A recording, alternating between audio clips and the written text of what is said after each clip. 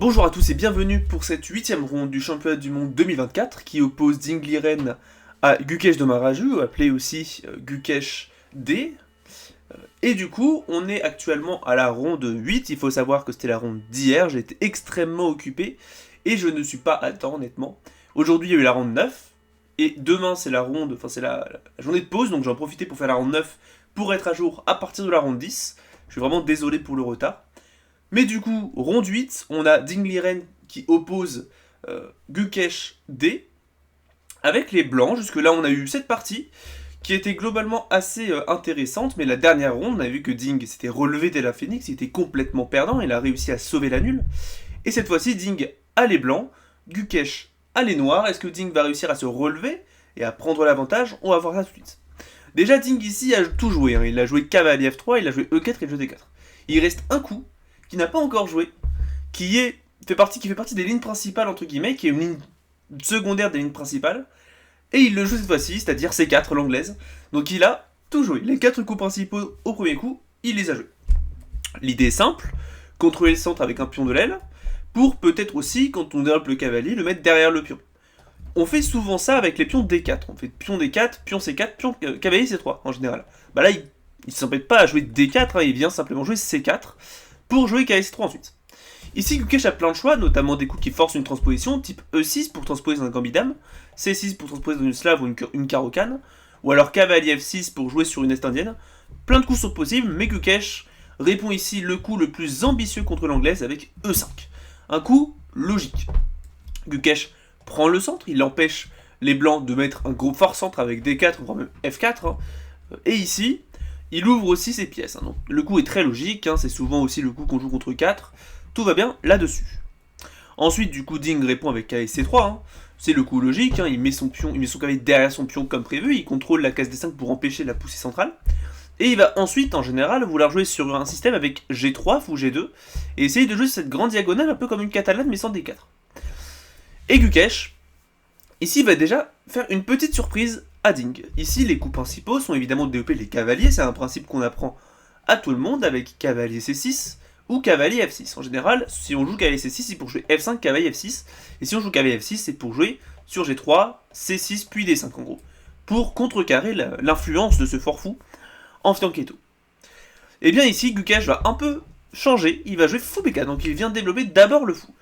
Et ici, l'idée, c'est qu'il va essayer en fait d'échanger son fou de case noire contre le cavalier pour que lui, il n'ait qu'un fou de case blanche qui peut jouer sur les cases blanches et qui mette tous ses pions sur case noire pour jouer contre le fou de case noire des blancs. C'est une option qui est hyper moderne, hein, qui s'appelle la contre-attaque Kramnik-Shirov, hein, du nom de deux grands maîtres des années 2000. Et ici, du coup, les blancs ont plusieurs choix. Déjà, hein, ici, une approche logique qui continuerait le système avec G3 serait très bonne pour les noirs, parce qu'il y aurait par exemple fou pour cavalier, donc ils sautent sur l'occasion, ils échangent le fou contre le cavalier, et après B.C, les blancs ont la paire de fous, mais en retour, les noirs viennent simplement complètement, j'ai envie de dire, réduire l'influence de ce fou, en jouant D6, puis cavalier C6, et après ils vont jouer, vous notez, sur du cavalier G-E7, sur du petit roc, sur du B6, et on voit que tous les pions des noirs sont sur case blanche. F6 peut même venir, hein, comme on le verra un peu dans la partie. Mais du coup, on voit que si jamais les noirs ne font rien, si les blancs ne font rien, les noirs vont échanger, jouer D6, et vraiment consolider les cases noires, sans possibilité pour les blancs de jouer pour le gain. Donc ici, le coup principal et le coup le plus ambitieux contre cette approche, c'est le coup cavalier D5. L'idée, enlever simplement le cavalier de cet échange, le mettre sur un endroit actif, attaquer le fou et forcer une réaction, et ça joue. Ici, plusieurs choix, mais déjà, ici le coup c'est fou E7. C'est le coup vraiment considéré comme étant le meilleur. L'idée, c'est qu'en fait, si on joue sur cavalier, si on joue fou C5 par exemple, il y aurait peut-être B4 qui va arriver. Attaque le fou défendu par le cavalier. Et donc, le mettre comme ça, c'est pareil pour fou A5, peut exposer le fou noir à des attaques extrêmes et très très rapides sur si on veut garder son activité. Donc garder l'activité du fou est impossible, hein, c'est mieux de venir en E7, on va simplement venir ensuite profiter du placement assez douteux, hein, du cavalier en D5 pour jouer C6 avec tempo ensuite. Mais avant ça, Ding joue du coup cavalier F3. Donc l'idée c'est d'empêcher C6, parce que là il y aurait ce plan cavalier C3 apparemment. Et là le pion est en l'air. Et c'est compliqué de défendre tout. Par exemple D6 viendrait simplement enfermer le fou. Et on ne voit pas vraiment ce que les noirs ont réussi à faire. Donc il faut d'abord ici jouer D6. Joué par Gukesh. Et ici deux choix possibles. Soit il joue sur D4 immédiatement pour contrer directement le centre. Et essayer de tout ouvrir. Mais il joue plutôt G3. C6, et ici revenir en arrière n'est pas réellement intéressant, il faut le savoir, parce qu'il y aurait F5, et là ici, bizarrement, les noirs ont quand même énormément d'activité avec petit roc qui arrive, A6, H6, fou E6, le fou est un peu enfermé, mais l'espace contrecarre un peu ses faiblesses, et du coup sur C6, Ding va accepter d'échanger son cavalier contre le fou, et ici du coup Gukesh, coup logique, va prendre du cavalier, prépare le roc, et garde la mobilité du pion F comme on va le voir. Fou G2 joué par Ding pour mettre le fou sur la colonne, sur la grande diagonale, c'est très logique. F6 joué par Gukesh. Et là c'est un coup intéressant. Déjà, petit roc est probablement jouable, mais Gukesh va être plus actif parce que en fait son roi ne va pas être attaqué vu que les blancs n'ont quasiment aucune pièce de sortie. Donc il va essayer de jouer plus activement, et c'est pour ça, il va jouer un coup qui a été joué une seule fois, ici il nous reste 3 parties dans la base de données, et ici, le coup F6 est très intéressant. Son idée est simplement de consolider complètement le pion E, pour que quand il pousse le pion D, le pion E ne soit plus en l'air. Donc là, son plan ensuite sera de jouer D5, pour simplement reprendre le centre, jouer fou C6, s'ils prennent, ça libérerait la case C6 pour le cavalier, avec des pièces extrêmement actives. Donc après F6, Ding ne peut pas faire grand chose, il ne peut pas vraiment empêcher la poussée D5, parce que si on jouerait sur E4, il y aurait simplement un coup comme fou E6 qui viendrait taper un peu les pièces, et après D3, peut-être D5 maintenant, et ça commence à être chaud, la structure des blancs va commencer à être très endommagée maintenant que le pion est parfaitement défendu. Donc il ne peut pas vraiment forcer l'empêchement plutôt de cette poussée, il va plutôt jouer sur petit roc, mettre son roi à l'abri, fou aussi joué par Gukesh, donc il diffère temporairement un peu la poussée des 5 pour on ne sait pas quelle raison, c'est probablement encore sa préparation, fou aussi logique, force une réaction surtout en fait sur le pion ici en C4 avant de pousser des 5, comme ça force les blancs à jouer un peu passivement, et ici du coup Dame C2 est le coup théorique restant, qui avait été joué en partie opposant les maîtres d'Atwali, Sinswat et Denis Nikolaev, donc c'est apparemment des 2360, donc c'est plus ou moins des maîtres internationaux, c'est pas non plus des grands maîtres. Donc c'est la première fois qu'une approche comme ça est jouée à très très haut niveau, et ici du coup Ding va faire la nouveauté du jour avec B3. Logique, il vient défendre le pion, et ça joue quoi, il va essayer ensuite de mettre le fianchetto, ce qui est très logique, et il peut même peut-être venir en A3, qui sait. Globalement voilà, le coup est très logique. D5 joué par Gukesh, donc il reprend le centre, fou A3 joué par Ding, un coup intéressant, D3 est probablement plus naturel pour simplement défendre, et ouvrir peut-être cette diagonale pour le fou, sur quoi on va probablement jouer un coup sur A4, fou A3, mais évidemment Gukesh, avec son énorme centre à l'initiative, même si son roi est légèrement faible à cause des grandes diagonales qui sont ouvertes, mais, du coup, il va jouer une option plus intéressante, c'est-à-dire fou A3, un peu plus active, où il va venir simplement essayer de taper, petit roc joué par Gukesh, donc il vient simplement mettre son roi à l'abri, tour C1 joué par Ding, il va essayer ensuite d'ouvrir la colonne pour sa tour en prenant peut-être le pion en D5 quand c'est le bon moment.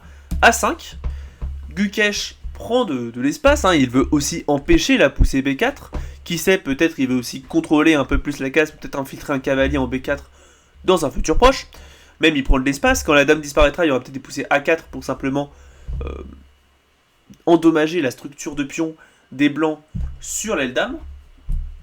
Et là, un coup intéressant de Ding, qui va faire un coup vachement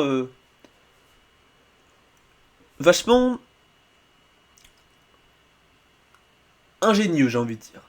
Là, j'ai un peu bugué, désolé. Ingénieux. Il va jouer cavalier E1. L'idée est intéressante. Déjà, il veut ouvrir la grande diagonale du fou, et aussi il veut gagner la mobilité du pion F pour peut-être faire ça et taper encore sur le centre de Gukesh qui est vraiment omniprésent dans la position. Aussi, son cavalier, peut-être dans un futur proche, pourrait venir en C2 ou en D3. Et, globalement, voilà, ces pièces reviennent un peu dans leur camp, mais ça permet à toutes ces pièces de s'activer un peu contre-intuitivement. Gukesh va jouer tour E8 ici. Assez logique, il veut s'enlever simplement du clouage du cavalier pour pouvoir ensuite le développer adéquatement. F4 joué par Ding, comme prévu, il essaie de taper. E prend F4 joué par Gukesh, qui accepte de rendre un peu le pion, rendre un peu le centre pour un peu endommager surtout le roi de Ding, qui peut maintenant peut-être être attaqué. Un coup comme E4 est jouable, mais ici je pense que l'idée de Ding était probablement de jouer D3, pour profiter de cette grande... toutes ces attaques qu'il y a sur les pions noirs de cases blanches, où il va venir vraiment essayer d'endommager la structure des noirs. Mais du coup, il va jouer simplement prise, donc il ne veut pas rentrer dans des complications comme ça. Et il va accepter tour prend F. Donc on voit que la tour de Ding vient en jeu alors qu'on est limite à la fin de l'ouverture, donc c'est quand même extrêmement étonnant. C'est une approche vraiment hyper moderne à la position, où la tour est en jeu, alors qu'elle est facilement attaquable ici, et c'est intéressant. Ok, je vais maintenant prendre le pion C, avec l'idée que du coup il ne peut absolument pas prendre ici Ding d'une tour, parce que le fou défend, donc il y a pion prend pion. Cavalier G6 attaque la tour, et tour E4. Là on voit que Ding pète un peu un câble, la position n'a aucun sens, mais c'est pas qu'il joue mal, c'est juste qu'il joue extrêmement créativement. C'est une ouverture vraiment qui part un peu dans tous les sens, et ici la tour est active, elle est centralisée, en général on dit de ne pas centraliser les tours, mais là son idée est simple en fait, clouer le fou, quand il bouge il va simplement échanger, et sa tour, il se sera débarrassé d'une mauvaise pièce quoi. Cavalier A6 joué par Gukesh, donc il se dirige vers la case B4, se dirige peut-être vers la case C5, il s'approche du liage des tours. Cavalier C2 joué par Ding qui essaie maintenant d'améliorer son cavalier. Dame C7 lie les tours. Cavalier D4 centralise, il menace le fou, donc là il force une réaction. Fou F7. Ici prendrait possible, mais ça activerait fortement la tour ici en A8 qui ne fait pas grand chose, donc il préfère jouer D3 pour consolider un peu la position. Ici, si les noirs prennent, il pourra toujours prendre du fou et ça l'activerait.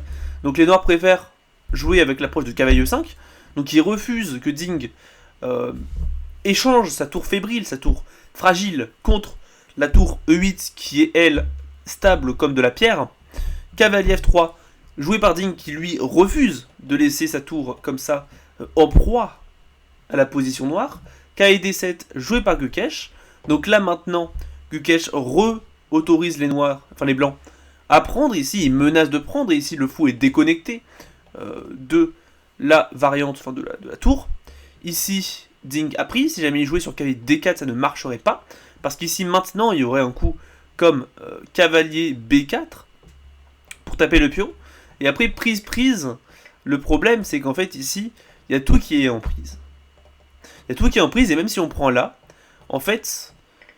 c'est compliqué à jouer dans le sens où la dame va venir très rapidement en jeu pour taper un peu les faiblesses. Il y a même cavalier E5 qui peut arriver pour taper d'autres faiblesses. Globalement, c'est quand même les noirs, ça se voit qu'ils sont mieux. Ça se voit qu'ils sont mieux, ils ont des pièces plus actives. Les blancs, eux, sont un peu emmêlés, la dame fait pas grand chose, la tour est coincée derrière un pion. Globalement, c'est pas intéressant. Donc, Ding va simplement accepter l'échange et va accepter de renoncer un peu à son plan de garder la tour ici hors jeu en A8 et va autoriser Gukesh à amener sa tour au centre. Mais son idée, ça va être de jouer tour B1. Et là, ici, c'est un peu imprécis, en réalité. Ici, le coup qu'il fallait qu'il joue, c'était fou B2 pour essayer de revenir un peu en jeu avec son pion B.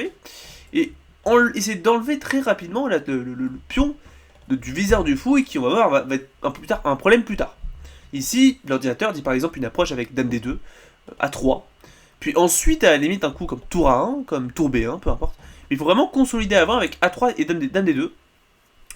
Pour aussi peut-être autoriser la tour à venir très rapidement à l'aile roi pour profiter de la colonne ouverte. Mais donc, Ding a décidé plutôt de directement prendre la colonne ouverte avec tour B1, mais ça autorise un assaut de Gukesh qui va directement ne pas se faire prier, il va jouer B5, pousser à l'aile dame, qui force une réaction, Et ici on peut se dire, ok, mais c'est défendu deux fois, enfin c'est attaqué deux fois et défendu qu'une seule fois. Gukesh perd un pion, c'est une gaffe. Mais non. L'idée en fait c'est qu'ici, si les blancs ne font rien, il va peut-être pousser B4 et se créer un pion passé, ou en tout cas un pion passé potentiel, parce qu'il y aura A4, B3, et après il n'y aura plus de pion pour le stopper. Donc là la menace est évidente, c'est B4. Donc ici, Ding doit être très vigilant. Il est plus ou moins forcé de prendre en réalité, pour éviter de créer à Gukesh des possibilités tactiques importantes. Mais là ici, Gukesh joue Dame B6. Et on voit l'idée maintenant, il ajoute un défenseur, comme ça il pourra récupérer du pion, et c'est sur échec. Donc Ding ne peut pas sauvegarder son pion de plus, et après roi F1, donc il revient vers le centre, hein. Venir en H1 serait un peu suicidaire, parce que du coup le roi est complètement hors jeu. Roi F1 est joué, pour essayer de garder son roi relativement sécurisé, et au centre peut-être pour la finale qui s'annonce. Et après C prend B, il va jouer fou B2. Et c'est une gaffe. Ici en fait, désolé, ici, il aurait fallu qu'il joue un coup comme Dame C2, ou Tour A1, un coup un peu passif pour vraiment essayer de défendre ce pion qui est maintenant en l'air, parce que du coup, on voit que le pion C4 a disparu, avec Fou B2. Il avait probablement vu que le pion était en prise, mais je ne sais pas s'il a vraiment trouvé du jeu, hein. Et on va voir plus tard, hein, mais l'idée c'est qu'en fait, le pion est en l'air, et Gukesh peut le gagner tout simplement. Gukesh, je le vois, hein, Fou prend un 2, et il est juste mieux ici, c'est moins 2, c'est l'équivalent d'avoir 2 pions de plus. Ding est complètement perdant. Mais ici, il va jouer Fou A4. Fou D4, il ne va pas défendre la tour, il va simplement contre-attaquer sur la dame, défendu ici par le cavalier, force une réaction, hein, ici, partir un peu avec la dame se prendrait tour A1, par exemple ici venir en B7, B8, B7 j'aurais par exemple cavalier ici, hein, pour découvrir l'attaque du fou, donc par exemple dame B8, il y aurait tour A1 par exemple, et on fait une brochette ici entre le fou et le pion, et si tu défends, maintenant il y a simplement tour prend, suivi de dame ici, échec, et là c'est une fourchette du fait du 6ème, 7ème coup de Gukesh qui était F6, et du coup on voit un peu l'importance de ne pas trop ouvrir cette diagonale, parce qu'ici ça ouvre des opportunités tactiques pour Ding. Mais du coup ici, on voit que enlever la dame n'est pas intéressant à cause de tour 1 qui vient au moins récupérer le pion, parce que du coup quand tu tour 1 ils sont obligés de bouger le fou. Donc du coup Gukesh n'a pas d'autre choix en réalité que de bloquer. Est-ce qu'il va bloquer du pion C, ou du pion D, ou du pion A? Du cavalier D ou du cavalier A? La réponse, c'est qu'il faut bloquer du cavalier D. Et honnêtement, je ne saurais pas vraiment vous dire pourquoi. Ici, je pense qu'en fait, le cavalier a un rôle important défensif, il défend là, donc ça peut aussi permettre de jouer sur B5. Et pour moi, c'est quand même plus facile d'avoir le cavalier ici, et d'avoir moins de pièces ici, comme on va le voir, à cause de peut-être des D4, D5 qui peuvent très vite arriver. Ici, Gukesh a joué cavalier à C5. Et là, c'est un peu médiocre. C'est une première erreur, une première imprécision plutôt. Et il va enchaîner, après Ding, du coup, cette tour est attaquée, il vient jouer ça pour mettre pression sur la pièce clouée, et il va jouer une deuxième erreur avec Fou B3. Encore, c'est pas une erreur, c'est une imprécision, dans le sens où ici, le fou fait pas grand chose, en fait, l'idée c'est que Ding veut empêcher Dame C2, mais il n'empêche pas l'idée réelle de Ding, c'est-à-dire Dame E1, suivi de Dame F2. Ici, Ding doit vraiment jouer sur du contre-jeu avec A4, et essayer de jouer sur la poussée du pion passé, mais il va jouer encore une troisième imprécision avec Fou E6, et ici il est moins bien. Il est passé d'une position où il était largement bien, une position où il est moins bien, alors qu'il a un pion de plus, car ici il y a Dame F2. Et ici on voit qu'il y a un max de pression, hein. Il y a un max de pression sur le cavalier, ça va poser problème après cette magnifique démonstration de Ding qui va faire ça au coup d'après. Ici du coup Gukesh se rend compte que la pression est énorme, hein, et qu'ici il y a une menace simplement de fou prend, cavalier prend et dame prend qui gagne une pièce parce que c'est défendu par la tour. Donc ici il doit défendre avec tour C8, et là Gukesh déploie son idée, Fou E3, et ça commence à être chaud. L'idée c'est qu'ici, le meilleur coup de l'ordinateur c'est de jouer soit Dame A6, soit Dame E8, et accepter de donner ce cavalier pour essayer d'avoir du contre-jeu sur les pions passés. Ici il va jouer tour C7 pour essayer de garder l'activité, mais le problème en fait c'est qu'ici ce coup est très important, hein, on va carrément mettre un petit point d'exclamation, parce qu'on veut autoriser la mobilité du pion D, pour jouer D4 puis D5, pour taper le cavalier, autoriser ensuite à taper la dame, et vous notez taper le fou, et normalement on gagne une pièce. Tour C7 joué par Ding. Attention, on ne peut pas jouer D4 tout de suite. Ça peut être tentant, mais ici il y a cavalier E4 qui est très problématique, la dame est en l'air et la tour est en l'air. Donc ici par exemple, après dame E1, il y aurait simplement par exemple un coup comme B4, et puis après ça continue. Et là bizarrement les noirs n'ont plus de problème. Parce que la tour ici était en l'air, et si jamais on récupère la tour, il y a simplement cavalier prend. Donc pour l'instant on ne peut pas donner en fait aux noirs l'accès à la case E4. Et c'est pour ça, c'est une idée très intéressante, qui aurait dû être jouée par Ding, et va jouer autre chose. Mais le meilleur coup ici dans la position, c'est le coup brillant selon moi, cavalier E1. Un coup incroyable. Déjà, l'idée, c'est d'ouvrir le fou du coup pour contrôler la case D4 et autoriser la poussée D4. Mais ensuite, l'autre grande idée, c'est vraiment aussi, quand la tour prend ici la tour, de ne pas faire d'échec. Comme ça, Ding est coincé, il va probablement perdre la pièce dans quelques coups à cause de D4, D5, et on n'aura aucun souci.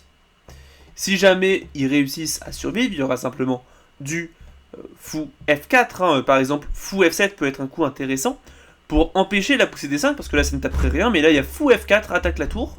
Ici, elle n'a pas 36 000 cases, elle va devoir venir en C8, et là maintenant D4. Parce que là maintenant le KN ne peut plus bouger, parce que ici la tour est en l'air.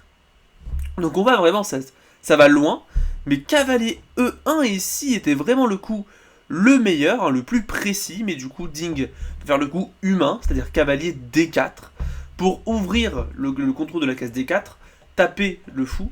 Mais le problème c'est que du coup il n'y a plus la poussée D4, D5, et la tour pourrait toujours prendre sur échec s'il y a un problème.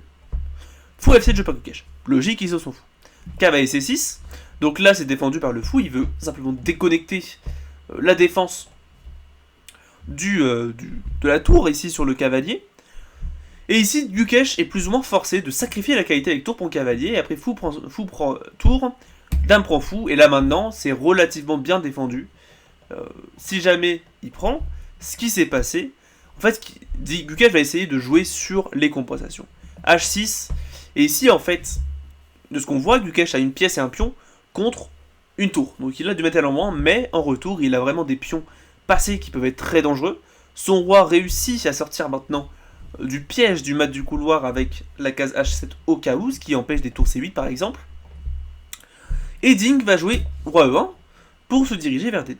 Ce qui est logique, on approche de la finale, Ding veut activer son roi, et ici après B4, ici c'est un coup très naturel, A4 est également possible, mais B4 est joué pour essayer de pousser B3, B2, etc. défendu aussi, notamment par le fou, et essayer de jouer ensuite sur A4, B3 même peut-être.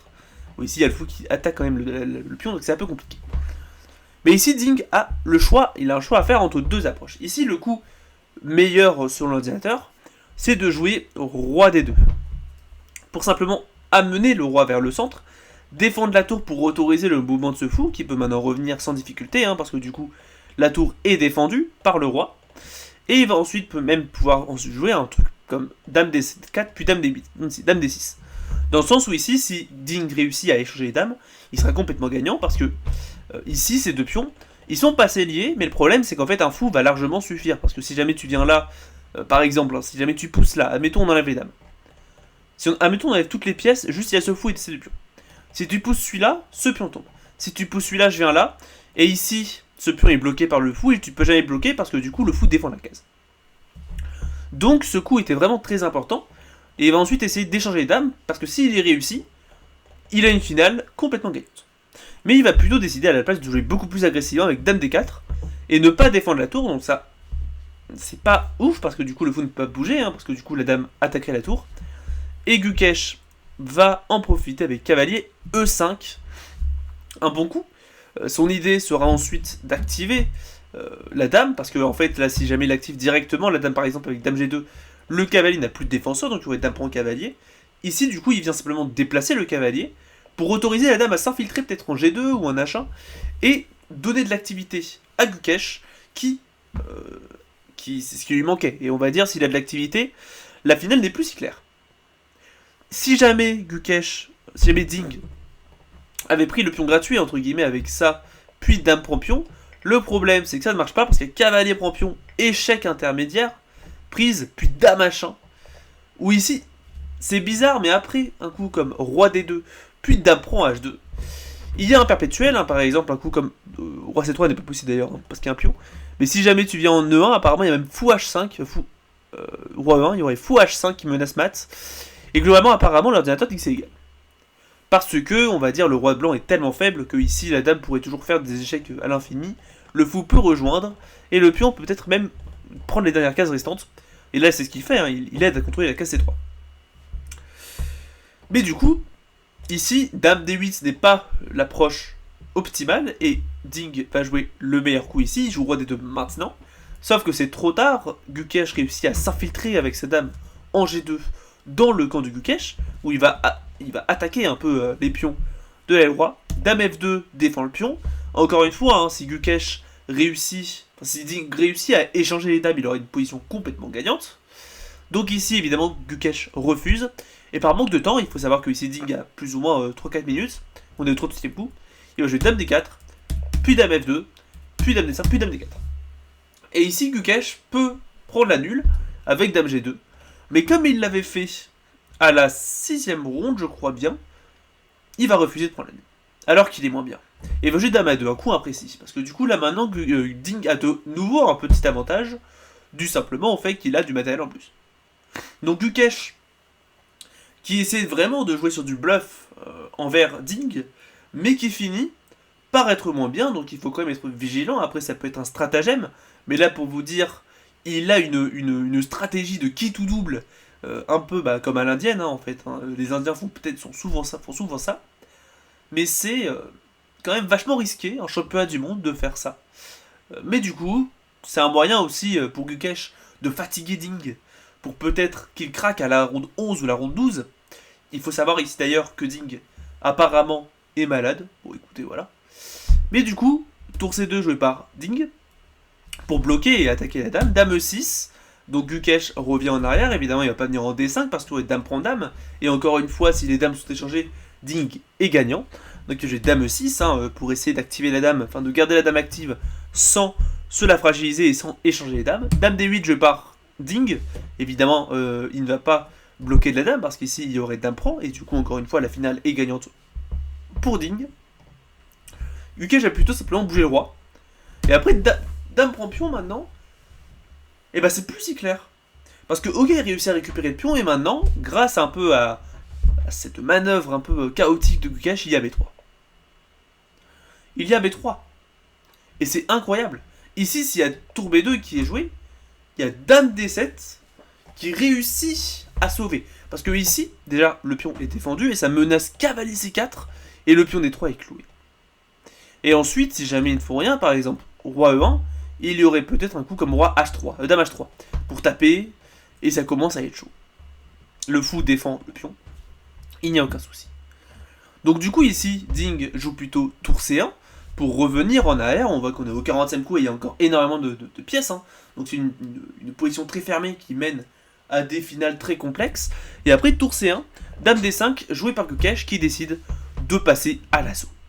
Il va ensuite essayer de revenir en G2 pour taper sur le pion. Jouer un coup comme Dame H3 n'est pas possible hein, à cause d'un coup comme fou D4 où ça taperait énormément sur les pièces. Il y a Dame C3 ou Dame C5 qui arrive. Donc il va plutôt jouer Dame D5 pour empêcher ce fou de venir agressivement venir taper le cavalier en D5. Et du coup, Dame B4 joué par Ding pour essayer de regagner la mobilité du fou. Peut-être mettre un peu plus pression sur le pion. Et là maintenant, Gukesh s'infiltre. Dame E4 joué par Ding qui maintenant accepte d'échanger les dames. Prise. Mais là c'est plus pareil. Parce que ok, t'as une qualité de plus et voilà. Mais tes pions n'ont aucun avenir. Et moi j'ai un pion qui n'est pas de la couleur de ton fou, qui est défendu par le mien. Et si tu t'amuses à t'aventurer trop loin, il y a peut-être B2B1 qui arrive. Et mon cavalier aussi peut aider à l'infiltration de ce pion et au damage de ce pion. Aussi ce cavalier, juste petite note, est invincible. Ici sur cette case, il ne peut pas être attaqué par un pion, notamment grâce à la nature complètement déstructurée des pions de caisse blanche. Des pions des blancs, hein. Ici ils ont des pions doublés isolés. Et donc on voit que malgré sa qualité de monde, Gukesh tient. Ici c'est une forteresse. Il n'a rien. Ding. Et d'ailleurs, Gukesh va le prouver avec B2. Ici globalement, hein, l'idée, c'est d'attaquer la tour. Globalement ici, Ding n'a pas le choix. Hein. Il ne va pas venir sur la colonne C parce qu'il y aurait B1 dame. Donc il est obligé de rester sur la première rangée. Il va jouer tour B1 pour menacer le pion. L'idée c'est que si jamais Gukesh joue un coup comme cavalier C4, ce serait une erreur parce qu'il y aurait roi C3 qui viendrait attaquer le cavalier et le pion et on réussirait à le récupérer. Mais Ding a fait plus loin. Et il va jouer le magnifique fou A2 qui prouve la capacité tactique de Gukesh qui vient sacrifier le pion mais pas réellement. Et ici en fait la partie va finir en deux coups. Ding va jouer Tour prend B2 forcé, en fait, hein, il ne peut pas vraiment bouger la tour sur la première rangée, parce qu'il y aurait B1 dame, qui force du coup, simplement tour prend dame, et après fou prend dame. Ce pion va probablement tomber, et j'ai une pièce de plus quasiment hein, dans cette finale, et je suis complètement gagnant. Donc, digne de ne pas risquer que Gukesh réussisse à damer, donc il va jouer tour prend pion, autorisant cavalier C4, fourchette, roi C3, cavalier prend tour, et ici, les joueurs ont accepté de signer la nulle. Pourquoi ici? Bon, évidemment, Ding est forcé en réalité ici de prendre le cavalier. Le fou est en l'air, donc Ding va probablement le bouger en C4. Et ici, on voit que les pions des blancs sont difficilement défendables. Ici, par exemple, la partie aurait pu continuer avec E3 pour essayer de défendre le pion, et fou D3. Et ici, maintenant, le pion va être perdu. Et même si tu pousses en essayant de faire un desperado, il y a prise. Je vais jouer ensuite un coup comme E4, G6, H5. Tous mes pions sont sur case blanche, ce qui fait que tes pions, ton fou ne pourra jamais les attaquer. Et toi, tous tes pions sont sur case noire, ce qui fait que mon fou ne pourra jamais les attaquer. Je vais amener mon roi, tu vas amener le tien. Hein. Tous les pions vont être défendus des deux côtés. Il n'y a aucun moyen de progresser dans la partie, c'est parti nul. Donc on peut comprendre qu'après cavalier prend tour, les joueurs signent la nulle parce qu'il n'y a aucun espoir des deux côtés pour gagner. Tout simplement grâce à la nature de la finale, qui est une finale de fou de couleur opposée en général. Sauf cas vraiment très précis, c'est une finale égale. Mais du coup, encore une nulle, mais je trouve que ça a été quand même assez intéressante parce qu'elle était hyper moderne. On voit que Ding a joué très agressivement, il a joué hyper moderne, il essaye de se remettre dans le bain. Tandis que Gukesh, lui, il a fait des erreurs, hein, il a fait des erreurs. Mais il réussit toujours à se relever et à trouver des complications dans les positions perdantes pour réussir à revenir dans la partie. Donc, une belle nulle dans cette ronde 8, ce qui fait que les deux joueurs sont à 4 points chacun. Ici, du coup, demain, je vous posterai la vidéo sur la ronde 9 qui s'est passée aujourd'hui, ce matin, vers midi. Hein, globalement, les parties commencent à 10h à notre temps et finissent à 13-14h, je crois, hein, en général. Enfin, c'est entre 14 et 15h plutôt.